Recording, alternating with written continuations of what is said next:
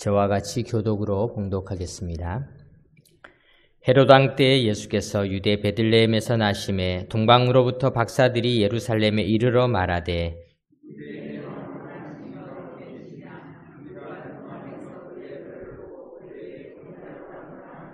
헤롯 왕과 온 예루살렘이 듣고 소동한지라.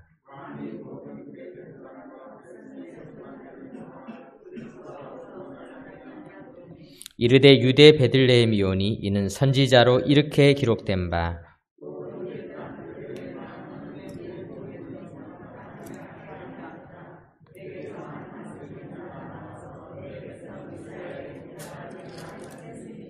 이에 헤롯이 가만히 박사들을 불러 별이 나타난 때를 자세히 묻고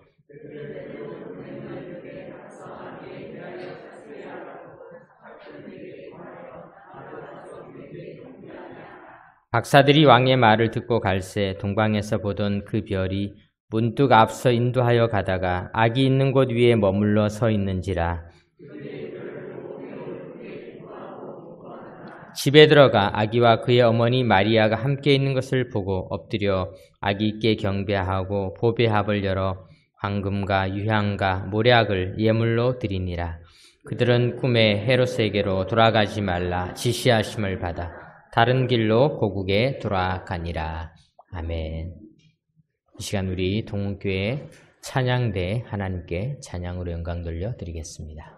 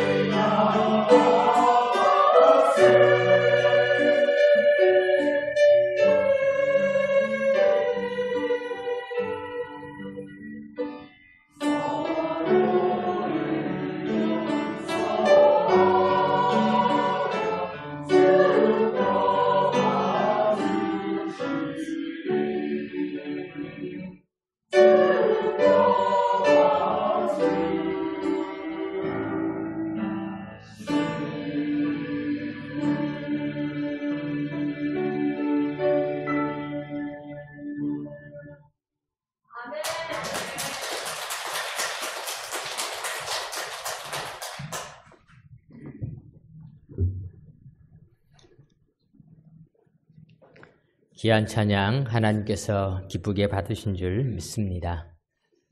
오늘도 우리가 날씨가 많이 추워졌지만은 또 주예 전에 함께 이렇게 예배를 드릴 수 있고, 예배를 옆에서 드릴 때 앉아주시는 분, 예배를 드릴 때 계셔주시는 분들이 계심을 우리 감사하는 마음으로 옆에 있는 분에게 인사 나누겠습니다. 내 옆에 앉아주셔서 감사합니다. 내 옆에 앉아주셔서 감사합니다. 네, 감사합니다. 얼마나 감사한 일인지 모릅니다. 내 옆에 누군가가 앉아있다라는 것, 이것은 또 하나의 축복이라고 할 수가 있습니다. 대림절을 맞이하면서 예수님의 성탄을 기다리고 준비했던 성경의 인물들 한 분 한 분을 살펴보면서 특별히 그들의 성품 속에 드러나는 우리 하나님의 성품을 우리가 말씀을 통해서 살펴보고 있습니다. 지난 주일에는 마리아의 남편 예수님의 가정의 가장이었던 요셉에 대해서 우리가 살펴보았습니다. 요셉의 덮어주는 사랑, 그 덮어주는 사랑이야말로 우리 하나님의 성품이었다라는 것을 우리가 살펴보았고요. 오늘은 두 번째 시간으로 동방의 박사들을 통해서 여호와의 열정적인 신앙인들의 모습을 우리가 한번 생각해 보도록 하겠습니다. 본문 1절과 2절 우리 다시 한번 살펴보도록 하겠습니다. 헤롯 왕 때 예수께서 유대 베들레헴에서 나심에 동방으로부터 박사들이 예루살렘에 이르러 말하되 유대인의 왕으로 나시니가 어디 계시냐? 우리가 동방에서 그의 별을 보고 그에게 경배하러 왔노라 하니, 이 구절을 이렇게 화면을 그대로 잠깐 두시고요. 여기 보면 동방으로부터, 동방에서 이런 단어가 눈에 띄게 됩니다. 우리가 흔히 동방박사 이렇게 불리게 되는 이유가 이 박사들이 동방에서부터 왔다라고 성경에 기록되어져 있고요. 또 그들이 자기들 스스로도 2절에 보니까 우리가 동방에서 그의 별을 보고 그에게 경배하러 왔노라 이렇게 말씀하고 있습니다. 왜 동방에서라는 말을 두 번이나 반복해서 강조하고 있을까? 우리는 동쪽이라고 하는 생각이 동쪽에서 왔다라는 것은 우리나라 사람들은 좋은 의미가 많이 있습니다. 그래서 우리나라는 동쪽이라고 하는 것이, 우리가 또 동쪽에 살고 있죠. 그래서 우리가 동쪽에 살고 있는 민족이다 보니까 동쪽은 참 좋은 곳이다 이런 뜻을 가지고 있지만은, 그러나 안타깝게도 성경에서는 동쪽이다라는 것이 그렇게 좋은 의미는 아닙니다. 창세기에 보면요, 에덴 동산에서 아담과 하와가 첫 범죄를 한 이후에 하나님으로부터 쫓겨나게 되죠. 창세기 3장 23절에 보면은 여호와 하나님이 에덴 동산에서 그를 내보내어 그의 근원이 된 땅을 갈게 하시니라. 이같이 하나님이 그 사람을 쫓아내시고 에덴 동산 동쪽에 이렇게 기록하고 있습니다. 쫓겨난 곳이 동쪽이었다. 즉, 이 동쪽이라고 하는 것은 에덴에서 떠나버린 장소였다. 영적으로 이야기하면은 하나님으로부터 버림받은 방향이 동쪽이다라는 뜻을 가지고 있습니다. 아담과 하와만 범죄한 것이 아니라 그의 아들인 가인은 더 큰 죄를 지었습니다. 가인은 아벨을 죽이게 되었죠. 창세기 4장 16절에 보니까 이렇게 기록하고 있습니다. 가인이 여호와 앞을 떠나서 에덴 동쪽 노 땅에 거주하더니, 가인은 더 멀리, 에덴에서 더 멀리 떨어져서 더 동쪽으로 가서 노시라고 하는 땅에 거주하게 됩니다. 즉, 동쪽으로 갔다라는 것은 점점 더 하나님으로부터는 멀어졌다. 또 죄를 지은 사람들이 가는 곳이다. 그런 의미가 담겨 있는 것입니다. 창세기 13장에 보면은 아브라함이 그의 조카 롯과 더불어서 본토 친척 아버지의 집을 떠나서 가나안 땅으로 왔지만은 그들이 마침내 헤어지는 장면이 나오고 있습니다. 창세기 13장 10절에서 11절에 보면은 이에 롯이 눈을 들어 요단 지역을 바라본즉 수알까지 온 땅에 물이 넉넉하니 여호와께서 소돔과 고모라를 멸하시기 전이었으므로 여호와의 동산 같고 애굽 땅과 같았더라. 그러므로 롯이 요단 온 지역을 택하고 동으로 옮기니 그들이 서로 떠난지라. 동쪽으로 갔다. 이 동쪽은 우리가 잘 아는 대로 나중에 소돔과 고모라, 인류가 가장 타락한 상징으로 사용되어질 만큼 부패하고 타락한 도시였죠. 결국 하나님의 진노로 말미암아 도시가 멸망하게 되는 곳, 그것이 바로 동쪽에 있었던 소돔과 고모라였다. 아브라함은 축복의 지역에 남았고 동으로 옮겨진 롯은 저주의 땅으로 가게 되었다라는 것을 보여주고 있습니다. 아브라함이 평생 그가 사랑했던 아내 사라가 죽고 난 다음에 후처 그두라라고 하는 후처를 얻게 되었는데 그 후처와의 사이에도 자녀를 낳게 됩니다. 그래서 그 자녀들 서자들을 낳았지만은 아브라함이 죽기 직전에 이 서자들을 이삭에게서 떼어내기 위해서 그들을 내보내게 되는 장면이 창세기 25장에 나와 있습니다. 창세기 25장에 보면은 아브라함이 이삭에게 자기의 모든 소유를 주었고 자기 서자들에게도 재산을 주어 자기 생전에 그들로 하여금 자기 아들 이삭을 떠나 동방 곧 동쪽 땅으로 가게 하였더라. 우리가 이렇게 네 구절만 살펴보아도 성경에서는 동쪽이라고 하는 지역은 긍정적인 의미가 아니라 하나님의 축복, 약속, 구원으로부터 점점 멀어지는 땅이다라는 의미를 안고 있다는 것을 생각해 볼 수 있습니다. 아담과 하와가 범죄해서 에덴 동산 동쪽으로, 가인이 동생을 죽인 후 에덴 동쪽 롯 땅으로, 아브라함을 떠난 롯은 요단 지역이 있는 동으로 옮기게 되었고 아브라함의 서자들은 동방 곧 동쪽으로 옮겨갔다라는 이 말씀 속에서 하나님의 축복과 거리가 멀었던 이 동쪽 지역, 동방의 지역에서 신약시대가 되면서 이제는 그 동방에서 박사들이 다시 예루살렘으로 베들레헴으로 찾아오는 장면이 마태복음 2장에 기록되어져 있는 것은 영적으로 아주 큰 의미가 있습니다. 어떤 의미가 있겠습니까? 하나님의 축복으로부터 가장 멀었던, 복음의 빛으로부터 가장 멀었던 흑암에 거했던 백성들이, 사망의 그늘진 땅에 거했던 백성들이 주님께로 돌아오게 된다라는 것을 상징적으로 보여주고 있는 것입니다. 이것은 이사야서 9장 2절의 말씀을 그대로 그 예언을 드러내고 있습니다. 이사야 9장 2절에 보면은 흑암에 행하던 백성이 큰 빛을 보고 사망의 그늘진 땅에 거주하던 자에게 빛이 비추도다. 예수님은 바로 그런 분이시다라는 것을 보여주고 있습니다. 사랑하는 성도 여러분, 예수님은 죄악으로부터 멀리 떠난, 축복으로부터 멀리 떠난, 그리고 하나님의 눈길로부터 가장 멀리 떨어진 곳에 있는 자들을 부르시고 그들로부터 경배받으시기 위해서 아기 예수를 이 땅에 보내신 것을 믿으시기 바랍니다. 오늘 우리들도 우리가 이 복음을 받아들인다는 것은 기적이 아니겠습니까? 우리 조상들은 예로부터 복음과는 거리가 먼 민족들이었습니다.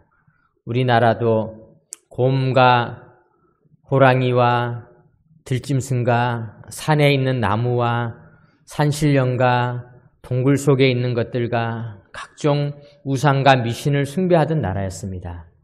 종교가 들어왔지만 우리나라에 들어왔던 종교들은 유교, 불교, 도교와 같은 종교들이었습니다. 그런데 하나님께서는 이 동쪽에 있는 우리나라에도 복음의 빛을 비춰주시고 우리가 구원을 받게 해주셨던 것을 우리 역사는 보여주고 있습니다. 에베소서 2장 1절에서 9절에 보면은 그는 허물과 죄로 죽었던 너희를 살리셨도다. 그때 너희는 그 가운데서 행하여 이 세상 풍조를 따르고 공중의 권세 잡은 자를 따랐으니 곧 지금 불순종의 아들들 가운데서 역사하는 영이라. 전에는 우리도 다 그 가운데서 우리 육체의 욕심을 따라 지내며 육체와 마음에 원하는 것을 하여 다른 이들과 같이 본질상 진노의 자녀이었더니 궁일이 풍성하신 하나님이 우리를 사랑하신 그 큰 사랑을 인하여 하나님의 그 큰 사랑으로 우리를 부르셨다. 이렇게 말씀하고 있습니다. 사랑하는 성도 여러분, 동방에서 박사들이 오셨다라는 이 사실은 오늘 우리들에게 희망을 주고 있습니다. 아무리 하나님으로부터 멀리 떠났던 백성들도 하나님께서는 다시 불러오시는 분이심을 믿으시기 바랍니다. 우리의 믿음이 약해도 낙심하지 마시고 탕자들도 다시 부르시고 하나님에게서 범죄하였던 예수님 우편에 있던 강도조차도 구원하셨던 우리 주님께서는 오늘도 모든 하나님의 백성들뿐만 아니라 이 땅에 하나님을 멀리하였던 무신론자들, 심지어는 하나님을 향하여 욕을 하고 하나님을 향하여 박해하고 핍박하던 자들까지 주님께로 다 인도하시는 분이심을 믿으시기 바랍니다. 이것이 하나님의 뜻임을 성경은 우리에게 보여주고 있습니다. 동방박사들은 그러면 정말 누구인가? 학자들이 연구를 많이 해봤습니다. 도대체 어느 나라에서 왔는가? 학자들이 지금까지의 연구에 의하면은 페르시아 제국의 후예인 파르티아 제국에서 왔을 것이다. 그리고 그 박사들의 이름은 가스파르, 멜시오르, 발타자르라고 하는 사람이었을 것이다. 이런 연구들을 하고 있습니다. 우리는 그들의 이름과 국적은 알 수가 없습니다. 왜냐하면 마태복음이 기록되어졌던 당시는 로마가 세계를 지배하고 있었을 때였습니다. 이 로마는 우리가 잘 아는 대로 바벨론 제국이 멸망하고 난 다음 그 뒤를 이어서 페르시아 제국이 그 제국의 힘을 세계를 지배하고 있다가 그 다음에 헬라 제국이 또 그 제국을 지배하고 있다가 그 다음에 이제 로마가 제국을 차지하게 되어집니다. 물론 그 사이에 역사적으로 다른 나라들이 많이 일어나고 있었지만은 세계사의 큰 흐름을 보면은 그렇게 이어지고 있는데 당시의 로마 제국은 아직도 여전히 옛날 제국의 위력을 가졌던 나라들에 대해서 경계심을 갖추고 있었습니다. 페르시아라든가 헬라라든가 바벨론이라든가 하는 나라들이 언제 다시 일어날까 늘 노심초사하면서 경계하고 있었던 때였기 때문에 아마 이 페르시아의 후예들인 파르티아 제국에서 온 이 박사들의 국적을 밝히지도 않았고 그들의 이름을 밝히지도 않았을 것으로 생각해 볼 수가 있습니다. 우리가 그러나 이들이 누구인지는 알지 못하지만은 오늘 우리가 이들의 열심에 대해서 우리 오늘 한번 생각해 보도록 하겠습니다. 본문 2절을 다시 한번 살펴보겠습니다. 유대인의 왕으로 나신 이가 어디 계시냐? 우리가 동방에서 그의 별을 보고 그에게 경배하러 왔노라 하니. 그의 별을 보고 그에게 경배하러 왔노라 하니. 이 동방에서 온 박사들에게서 오늘 우리가 배우고자 하는 것은 열심입니다. 열심, 열정. 하나님이 가지셨던 성품이죠. 이사야 37장 32절에도 기록하고 있죠. 만군의 여호와의 열심히 이를 이루시리라. 열심, 열정, 이것은 하나님의 성품이고 또 동방에서 온 박사들에게서 찾을 수 있는 열정이라고 할 수가 있습니다. 그들이 하는 일은 별을 연구하는 자들이었습니다. 여러분, 이 별을 연구한다는 것은요, 참 힘든 일입니다. 우리는 별을 바라보면 참 낭만적이죠. 야, 별이 참 아름답구나. 이렇게 보는 것이 아니라 이 별이 이동하는 속도는 아주 느립니다. 또 이 별의 규칙을 발견하기 위해서는요, 하루 이틀, 한 달, 두 달, 1년, 2년 연구를 해서 되는 일이 아닙니다. 이 별의 주기가요, 굉장히 길지 않습니까? 그래서 우리도 얼마 전에 어떤 월식이 일어나고 그것과 또 어떤 별이 어떻게 만나는 것은 앞으로 우리가 살아있는 생전에는 다시 못 만날 우주쇼이다. 이런 연구가 나오지 않습니까? 그 박사들이 이런 것을 연구하기 위해서는 긴 시간을 들여야 되는 것입니다.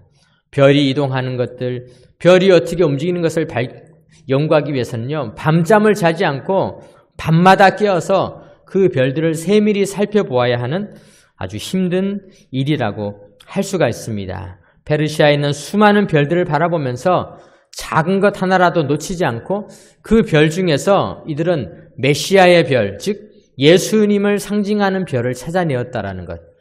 이것은 이들이 얼마나 열심히 그것을 찾아내었는지를 반증해 주고 있는 증거입니다. 요즘 젊은이들 사이에 유행하는 말 중에 진심이다 이런 말이 있더라고요. 무엇에 진심이다. 이게 옛날에는 진심이다라는 말과 조금 달라졌어요. 그래서 어떤 사람들은요, 이번에 우리나라 월드컵 국가대표가 참 기쁜 소식을 전해주었지 않습니까? 그런데 그 밑에 바로 올라왔더라고요. 손흥민은 국가대표 경기에 진심이다. 이렇게 딱 올라왔습니다. 이 진심이라는 말이 바로 이런 뜻이구나. 또 얼마 전에는 어떤 사람이 김장을 하는데 얼마나 열심히 준비를 했는지 그 하나하나를 다 다듬는 모습을 다 올리면서 김장의 진심이다. 김장의 진심이다. 또 어떤 빵집은요, 너무 유명해졌는데 그 빵집 밑에 사람들이 써놨습니다. 이 집은 빵의 진심이다. 빵의 진심이다. 그러고 보니까 이 진심이라고 하는 말이 어떤 뜻인가? 그것은 정말 그 분야에 열정을 들이는 것이구나. 그 분야를 위해서 최선을 다하는 것이구나. 손흥민처럼 가면을 쓰고 뛰어가고 가면이 벗겨지면 벗고서라도 뛰어가는, 내 뼈가 굳어지지 않았는데도 수술을 받고라도 뛰어다니는 것, 이런 것이 바로 진심이다라는 말이 오늘날 사용되어지는 용례라고 할 수가 있습니다. 그런데 이 박사들에게 바로 이런 진심이 있었던 것입니다. 사랑하는 성도 여러분, 하나님은 진심인 자를 사랑하십니다. 열정을 가진 자를 사용하십니다. 열심을 가진 자를 사용하십니다. 왜 그럴까요? 우리 하나님이 바로 진심이시기 때문입니다. 시편 147편에 보면은 여호와께서 예루살렘을 세우시며 이스라엘의 흩어진 자들을 모으시며 상심한 자들을 고치시며 그들의 상처를 싸매시는도다. 그가 별들의 수요를 세시고 그것들을 다 이름대로 부르시는도다. 우리 주님께서는요, 별들의 수요를 다 세시고 그 이름대로 다 부르신다 기록하고 있습니다. 동방에서 온 박사들보다도 더 별의 진심이신 분이 우리 하나님이십니다. 그런데 우리 하나님은요, 별의 수요만 세시는 것이 아니라 이스라엘의 흩어진 자들, 상심한 자들의 그 상처의 수요들도 다 아시고 세시는 분이시다. 우리 하나님은 사랑의 진심이신 분이십니다. 그래서 하나님은 우리를 너무나 사랑하시기 때문에 우리의 작은 신음소리조차 기도로 들으시고 우리의 작은 아픔조차 다 들으시는 분이심을 믿으시기 바랍니다. 하나님은 별 하나하나를 세밀하게 관찰하던 동방박사들의 마음과 똑같이 우리의 마음의 작은 부분 하나하나를 일일이 관찰하십니다. 우리의 생활의 작은 부분 하나하나를 일일이 보살펴 주십니다. 우리의 문제들 하나하나를 정말로 정성껏 돌봐주시는 것입니다. 병원에 가도 의사들이 우리를 그렇게 세밀하게 보살피지 못할 만큼, 우리가 그 어느 곳에 가도 우리를 그렇게까지 알 수 없을 만큼 보살피시는 하나님에 대해서 성경은 머리카락조차 세시는도다, 이렇게 표현하고 있습니다. 사실 머리카락은 내 머리카락도 내가 다 못 셉니다. 떨어진 머리카락이나 세겠죠. 그런데 우리 하나님은 우리의 머리카락조차도 세시는 마음으로 우리를 세심히 살펴보시는 진심을 가지신 분이시라는 사실을 믿으시기 바랍니다. 동방에서 온 이 박사들은요, 하나님의 일에 정말로 진심이었습니다. 그들은 수많은 별들을 보면서요, 그 별들 속에서 하나님의 뜻을 찾았어요. 예수님이 오신다는 것을 별을 보면서 찾아냈어요. 하나님께서 하시는 역사를 별을 보면서 찾아냈어요. 이것이 우리가 동방박사에게 배워야 할 일이라고 할 수가 있습니다. 우리는 어떻습니까? 우리는 내 일터에서, 내 분야에서 하나님의 하시는 일들, 하나님의 역사를 찾아내고 있습니까? 동방박사들은 별을 보면서도 하나님의 역사를 찾아내었는데, 우리는 내가 하는 내 모든 분야에서 하나님의 역사를 찾아내고 있습니까? 우리 하나님은 이 동방박사를 통해서 오늘 우리가 바로 우리의 일터에서 하나님이 어떻게 역사하시는지를 발견하는 데까지 우리가 진심을 다하여 진심이 되어서 하나님의 일을 감당하기를 원하시는 것입니다. 로렌스 엘리엇이라고 하시는 분이 쓴 땅콩 박사라고 하는 책은 미국의 유명한 조지 워싱턴 카버, 조지 워싱턴이라는 분도 미국의 대통령으로 아주 유명한데요. 이분과 이름이 비슷한 조지 워싱턴 카버라고 하는 분이 계시는데요. 이 조지 워싱턴 카버라고 하는 분이 얼마나 진심이었는지를 기록하고 있습니다. 이 카버 박사는 흑인의 노예의 아들로 태어났습니다. 공부를 너무 하고 싶었습니다. 그래서 그는 공부를 하기 위해서 주인집 아들의 책가방을 날라다 주면서 어깨 너머로 공부를 하다가 농가대학에 입학을 해서 흑인으로 최초의 농학 박사가 되었습니다. 그는 정말 입지전적인 인물이었습니다. 그가 그 당시에 인종차별이 그렇게 심했던 상황에서 공부를 하고 박사를 받았다는 것은 대단한 일이죠. 근데 그가 정말로 대단했던 것은요, 그가 그렇게 열심히 공부하고 그걸로 자기의 출세길을 걸어간 것이 아니라 엘라베마로 다시 엘라베마 대학에 재직하면서 자기들과 똑같은 이 흑인들이 고통을 겪고 있는 삶의 현장으로 다시 돌아왔습니다. 돌아와 보니까요, 흑인들이 운영하는 많은 농장에 목화를 심고 있었는데 이 목화라고 하는 것이 땅의 지력을 아주 나쁘게 만드는 것입니다. 그래서 그들이 농사를 지어도 잘 살 수가 없게 되는 것입니다. 그는 농학 박사였기 때문에 연구를 다해서 목화를 심었던 그 땅에 목화를 걷어내고 땅콩을 심으면은 지력이 돌아온다는 사실을 알게 되었습니다. 그래서 그는 땅콩을 심어야 된다, 이런 슬로건을 가지고 온 지역을 다니면서 땅콩 심기를 권장을 했습니다. 마침내 수많은 흑인들이 경영하는 많은 농장들이 땅콩을 통해서 다시 회복되어지는 그런 경제적인 혁명, 우리나라로 따지면 새마을 운동과 같은 놀라운 역사를 일으키게 되어서 미국의 영웅으로 불리게 된 분입니다. 그런데요, 그도 실패한 적이 있었습니다. 왜냐하면요, 땅콩을 심자 하도 많이 권장을 했더니요, 사람들이 전부 땅콩을 심었어요. 그랬더니 땅콩값이 바닥으로 떨어지게 된 거예요.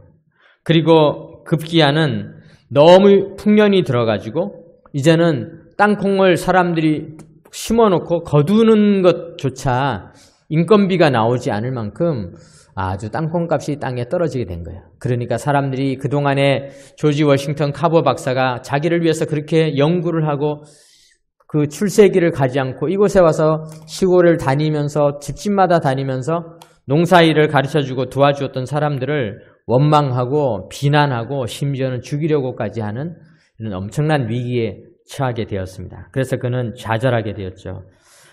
마침내 그는 땅콩을 한 움큼 움켜쥐고는 들판으로 막 달려나가면서 포플러 나무가 있는 숲에 앉아서 아무도 없는 곳에 이르르자 하나님을 향하여서 원망하며 소리를 질러댔습니다. 하나님, 도대체 왜 이 세상을 지으셨습니까? 그러면서 소리를 막 질렀습니다. 그런데요, 그때 갑자기 하나님의 음성이 들렸습니다.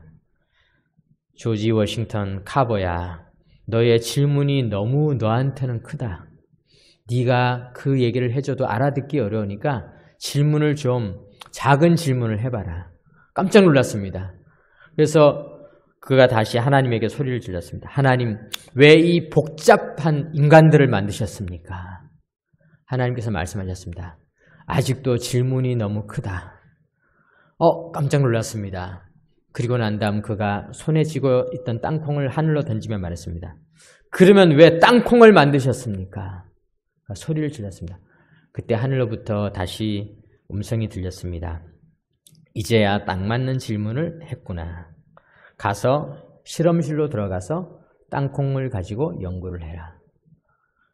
조지 워싱턴 카버는 깜짝 놀랐습니다. 그리고는 그 길로 들어가서 연구를 하기 시작했습니다. 그랬더니요, 땅콩이라고 하는 것이 그저 우리가 먹을 수 있는 식용 음식으로만 그치는 것이 아니라 그때부터 그가 연구한 땅콩 마가린, 땅콩 화장품, 땅콩 버터, 땅콩 구두약, 땅콩 물감, 땅콩 사탕, 땅콩 인조 파우더, 땅콩 연고, 심지어는 땅콩으로 전기 절연체를 만들고요, 땅콩 본드, 땅콩 접착제를 만들고 땅콩으로 인조 대리석을 만들었습니다. 그가 만든 연구품들이, 땅콩으로 만든 연구품들이 300개 정도가 만들어지게 되었습니다.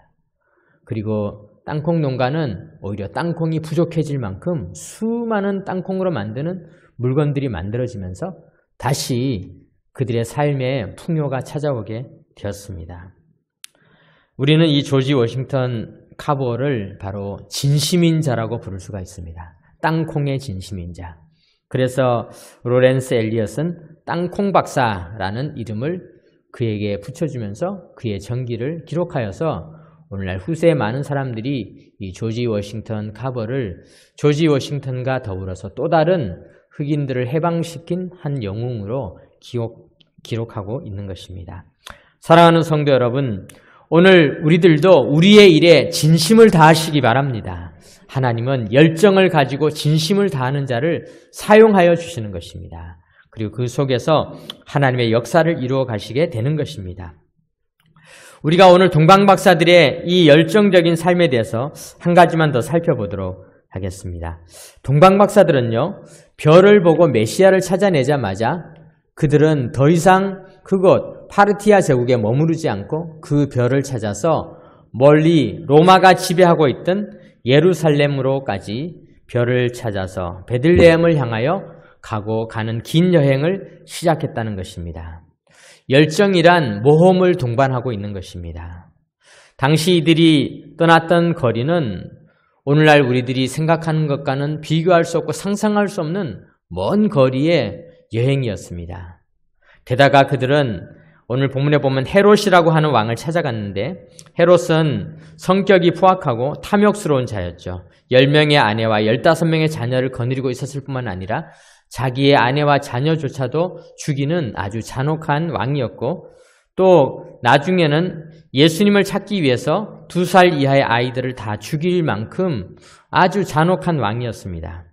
그런데 동방박사들은 예수님을 만나기 위해서 목숨을 걸고 파르티아 제국 사람들이 그들을 가장 경계하는 로마의 영토인 예루살렘으로까지 가서 그곳에서도 가장 두려운 왕이었던 헤롯에게까지 찾아가서 메시아가 어디에서 태어날지를 물어보는 당돌한 모험을 하게 된 것입니다.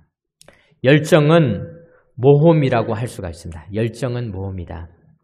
사랑하는 성도 여러분, 성경에는 많은 모험가들이 있습니다. 우리가 잘 아는 사도 바울도요, 에베소에서 복음을 전하다가 성난 군중들의 위협을 당했고요, 이고니온에서는 돌로 치려고 하는 그 상황 속에서도 복음을 전했고 마침내 결국 정말로 돌에 맞아서 죽음 직전까지 가기도 하였고 빌립보에서는 감옥에 갇혔고 아덴에서는 무시를 당하였고 바울이 가는 곳곳은 사실은 모두가 바울에게 적대적인 장소였지만 모험적으로 그것을 가게 되었다는 것입니다. 저는 오늘날 우리 교회가 가야 할 길을 우리가 이 동방박사들을 통하여서 다시 한번 생각해 보기를 바랍니다.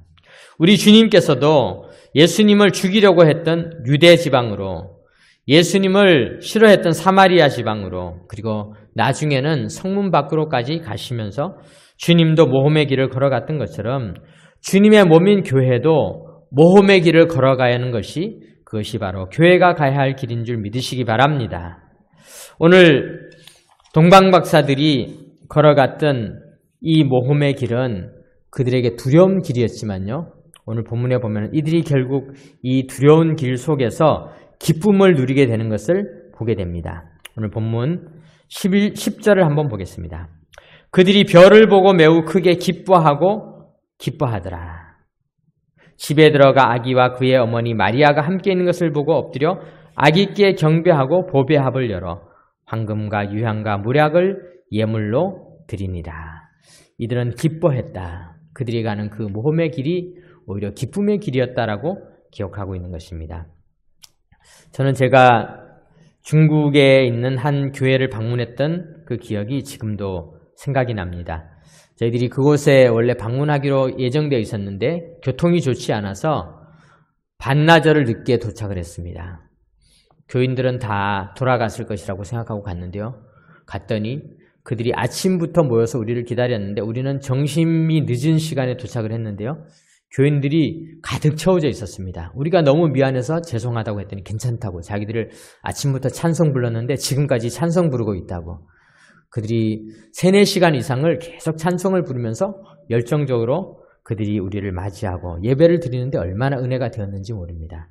그런데요, 더 놀라웠던 것은요, 그 교회 목사님과 이야기를 하는데, 그 삼합교회라고 하는 교회였는데 그 교회가 북한과 인접한 지역의 교회였는데 그곳으로 많은 탈북자들이 그 교회를 거쳐서 지나가게 되었다는 것입니다. 그러다 보니까 그 탈북자들이 한 번 올 때마다 처음에는 작은 봉지에다가 생활 필수품들 몇 가지를 담아서 나누어 주다가 그들이 조금씩 그것이 늘어나면서 나중에는 교회 예산의 50% 정도가 그 탈북자들이 지나가면서 그들을 섬기는데 50% 정도를 사용하게 되었다라는 이야기를 들었습니다. 제가 깜짝 놀랐습니다. 그 교회도 재직회가 있고 공동회가 있고 당회가 있고 모임이 있는데요. 그들이 자기들이 써야 할 것들을 다 내려놓고 50% 절반이나 되는 돈들을 다른 사람을 위해서 주는 엄청난 모험을 하는 그 모습 속에서 저는 큰 감동을 받았습니다. 사랑하는 성도 여러분, 성탄절은 엄청난 모험, 엄청난 열정, 진심인 자들에 의해서 예수님이 오심이 준비되어졌습니다. 우리가 이 코로나 기간 동안 교회가 많은 어려움을 겪었지만요. 하나님께서는 오늘도 우리들이 이와 같은 동방박사들의 열정을 다시 회복하기를 바라고 있습니다. 교회는 열심히 있어야 하는 것이죠. 여호와의 열심히 이를 이루시리라. 우리 교회도 이 동방박사들과 같이 열심을 가지는 교회, 열정적인 교회, 여호와의 열심히 이루는 역사를 경험하는 믿음의 교회가 되기를 주님의 이름으로 축원합니다. 아멘. 기도드리겠습니다. 하나님 아버지 감사드립니다. 동방박사들의 진심인 마음, 열정적인 마음, 또한 그것이 여호와의 열심이 드러나는 것임을 오늘 우리들이 말씀을 통하여 살펴보게 하여 주시니 참으로 감사드립니다. 우리가 이 성탄의 계절에 열심을 가지고 열정을 가지고 주님을 기다리는 교회가 다 되게 하여 주옵소서. 우리 주 예수 그리스도의 이름으로 기도드립니다. 아멘.